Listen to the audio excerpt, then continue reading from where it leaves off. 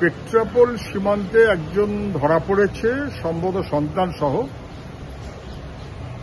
বলা হচ্ছে যে অনুপ্রবেশ করছিল। এটা কি অনুপ্রবেশের একটা করিডর হয়ে আছে নাকি ভারতবর্ষের বিভিন্ন জায়গায় এবং পশ্চিমবাংলা? বর্ডারে কেন ঠিক মতো করে দেখভাল করতে পারছে না, কেন অনুপ্রবেশ ঘটছে, স্বরাষ্ট্র মন্ত্রক তার কোনো ব্যাখ্যা কিন্তু দিচ্ছে না। এটা স্বরাষ্ট্র মন্ত্রকের কাজ, যাতে অনুপ্রবেশ না হয়, বর্ডার যাতে সিল থাকে।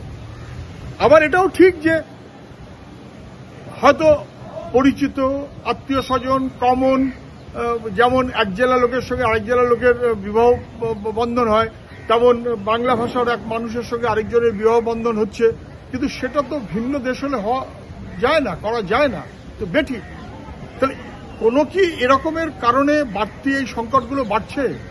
এবং তাহলে তো সরকারের স্বরাষ্ট্র মন্ত্রকের আরো বেশি সতর্ক হওয়া উচিত। সেগুলো কি হচ্ছে, নাকি স্বরাষ্ট্র মন্ত্রক একটু খুশি মতন চলছে, যা খুশি হয় হোক, তারপরে অনুপ্রবেশ বলে 3 জনকে ধরবো, 1 জনকে ধরবো, 5 জনকে ধরবো, আর 10 কোটি বাঙালি, বাংলার মানুষ, তাদেরকে বদনামি করবো, এইরকম একটা খেলা চলছে না তো?